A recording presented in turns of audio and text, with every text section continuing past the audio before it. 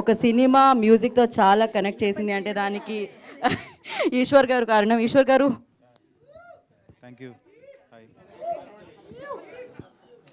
Hello, my name is Eshwar Chand. ఈ సినిమాకి music compose చేశాను. యాక్చువల్లీ నేను ఎవరిని పొగండి ఈరోజు. I have a different agenda today. No concern actually ఏమైందంటే యా ఐ హ్యావ్ ఇంతేనా? Okay okay, fine fine. Music director అవ్వాలని ఒక 20 years డ్రీమ్ నాది. శ్రీకాంత్ది కూడా 20 ఏళ్ళ డ్రీము.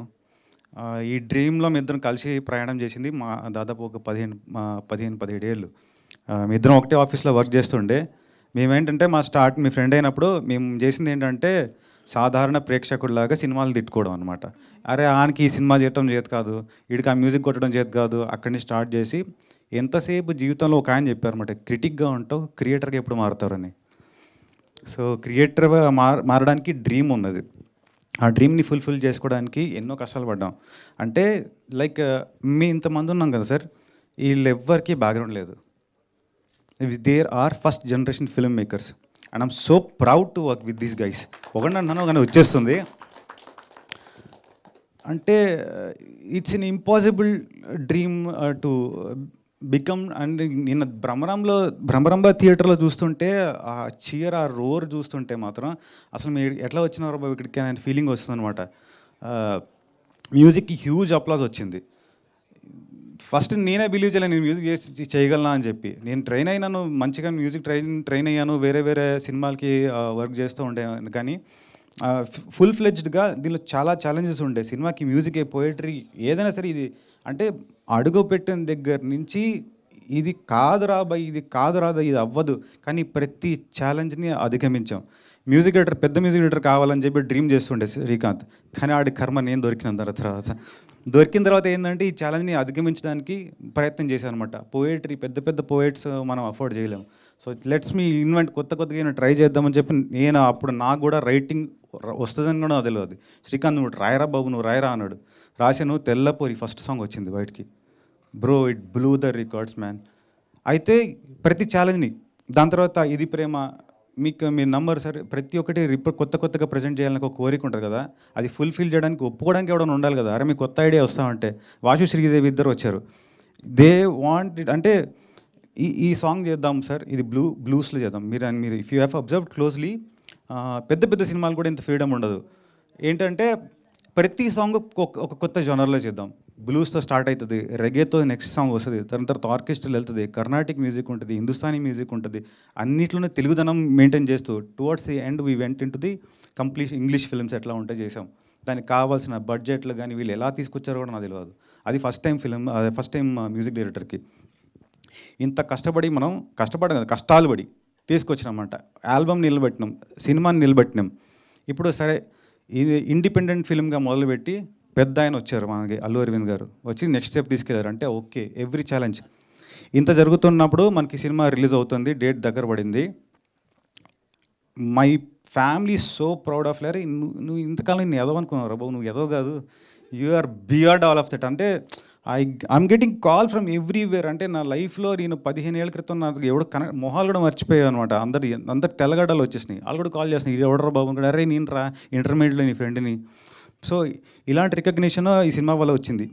నెక్స్ట్ ఏమైందంటే 18th రోజున, అంటే 19th మా సినిమా రిలీజ్ అయ్యడం అనుకున్నప్పుడు 18th రోజున వరకు మాకు సర్టిఫికేషన్ ఏంటో తెలియదు. సో లాట్ ఆఫ్ ఎడిట్స్ చేసాం. మావాడు ప్రేమ కథ చెప్దాం అనుకున్నాను, లవ్ స్టోరీ చెప్దాం అనుకున్నాను, లవ్ స్టోరీ చేయలేం. మనవాడు యాక్చువల్లీ స్టోరీ ఆఫ్ లవ్ చేశాడు. అంటే దీనిలో ప్రేమ అంటే డెఫినేషన్ చెప్పాడు. అంటే it's not like girl boy, it's like human to human connection ఏదైతే ఉందో ఆ జీవితాన్ని బతకడానికి, అలాంటివి తీసుకొచ్చాడు అనమాట. ఈ సినిమాకి ఏ రేటింగ్ ఇద్దామంటే నాకు తెలీదు. సరే యూఏకి ట్రై చేద్దాం, కొన్ని ఎడిట్ చేద్దాం అన్నారు.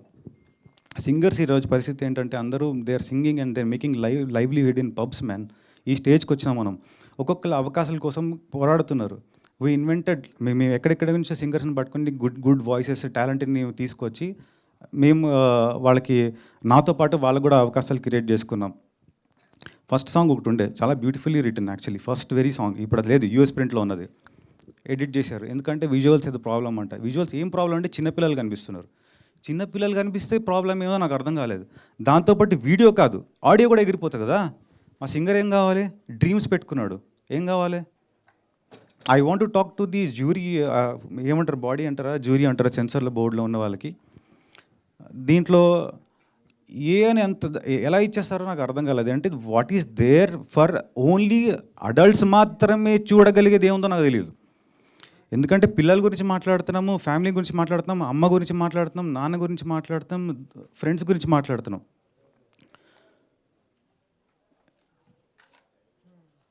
నేను ఎక్కువ టైం తీసుకుంటున్నానేమో, but I want to tell you one thing.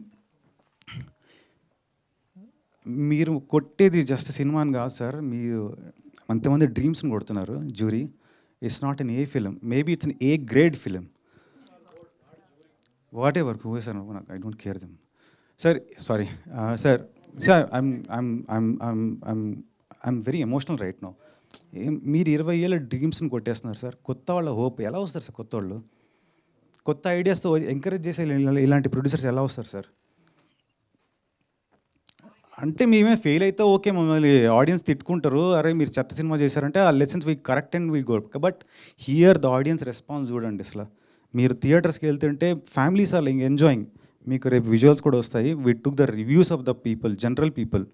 మరి నేను పేర్లు మాట్లాడకూడదు సార్, పెద్ద పెద్ద సినిమాల్లో అన్నీ, you know what kind of films that we have been watching, క్లీన్గా అన్నీ ఉంటాయి. మీరు కన్సర్న్స్ సోషల్ మీడియాలో ఎక్స్ప్రెస్ చేస్తుంటారు, ఇట్లా వస్తున్నాయి, ఈ కంటెంట్ పెట్టారు, ఈ డైలాగ్స్ ఉన్నాయి అని చెప్పి తిడుతున్నారు. అలాంటి సినిమాకి మాత్రం ఏ వస్తుంది, యూఏ వస్తుంది. I'm not complaining those films also. వాళ్ళ ఫిల్మ్స్ గురించి ఆలోచించుకున్నారు, అరే ఇక ఆడియన్స్కి ఇది కావాలి కాబట్టి వాళ్ళు ఒక ప్లానింగ్తో వచ్చారు, దాని కన్సెంట్ రేటింగ్ ఏదో మీరు ఇచ్చారు. మేము దాంట్లో అలాంటి ఎలిమెంట్స్ లేకపోయినా మేము ఎందుకు సఫర్ కావాలి?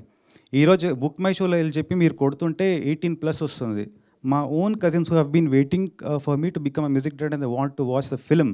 పిల్లల్ని తీసుకోలేకుండా రే దీనిలో ఏముందో అని చెప్పేసి పిల్లల్ని ఎవరు లేకుండా 8 టికెట్లు కొనాల్సిన మనుషులు 3 టికెట్లు కొట్టి వెళ్ళారు థియేటర్కి. దాంట్లో ఏం లేదు కదరా, మాకు ఎందుకురా ఇలా చెప్పారంటే నెక్స్ట్ డే వాళ్ళు ఎంత ఫీల్ అయ్యారంటే, I'm coming from my middle class bro, మా ఫ్యామిలీస్ ఎట్లా ఉంటాయంటే ఏ ఉంటే పెద్దోళ్ళు కూడా తీసుకుపోం, పిల్లల్ని పక్కన పడేసేయండి. సో పెద్దోళ్ళు కూడా తీసుకుపోలేదు. నెక్స్ట్ డే వచ్చి మా ఫ్యామిలీ కాబట్టి ఫిలిం సూపర్ బాగా నచ్చి నెక్స్ట్ డే మొత్తం మళ్ళీ అందరిని పట్టుకొని పోతున్నారు. సింగిల్ స్క్రీన్ థియేటర్ అయితే పిల్లల్ని రానిచ్చే అవకాశం ఉంటుందేమని పట్టుకెళ్తున్నారు. ఇది అందరు చేయగలుగుతారా? మాకు ఎంత లాస్ ఇది? ఎంతమంది డ్రీమ్స్ ఇలా షాటర్ అయిపోవాలి అంటే నాకు అర్థమైందనమాట. ఒక యాబ్స్ట్రాక్ట్ ఆర్ట్ ఉంటుంది జరా, ఆర్ట్ మనం ఒక ఫోటో కానీ బొమ్మ కానీ చూస్తుంటే యాబ్స్ట్రాక్ట్ ఆర్ట్లో మనకి దీనిలో ఏముందో తెలియదు, మన నుంచి చూసుకుంటూ ఉండాలన్నమాట. ఓహో ఇది అమ్మాయా అబ్బాయా, ఓకే దీనిలో ఏమున్నది, ఇది ఎమోషన్ ఏదో పలుకుతుంది అంటే క్లియర్గా తెలియదు, దాన్ని యాబ్స్ట్రాక్ట్ ఆర్ట్ అంటారు అనమాట. ఇప్పుడు మనం ఏం చూసి మనం అర్థం చేసుకోవాలన్నమాట. ఓహో ఇది అద్భుతం కాబట్టి ఏడ్చింటారు, ఇది అందరు ఆగకుండా చూడాలి కాబట్టి ఏడ్చింటారు, ఇది అందరూ ఆస్వాదించాల్సింది కాబట్టి ఏడ్చింటారు, ఇది ఏ అంటే మనం ఎవ్వరు ఆగకూడదని ఏడ్చుంటారు, మనం ఎవరిని ఆపకూడదని ఏడ్చుంటారు. నాకు అర్థమైంది. Thank you very much sir. కుదిరితే అందరు చూడండి, అందరూ ఆశీర్వదించండి. Thank you very much. Jhansi గారు అన్నారు పాటగాడే కాదు మాటగాడు కూడా అని. బట్ యా, కాకపోతే ఆ ఎమోషన్స్ సినిమాలోనే కాదు, ఈ సినిమాకి ఎంతమంది ఎమోషనల్లీ కనెక్ట్ అయ్యి వర్క్ చేస్తారు డెఫినెట్లీ ఖచ్చితంగా అర్థం చేసుకుంటున్నాం, ఖచ్చితంగా ఆడియన్స్ కూడా అర్థం చేసుకుంటారు.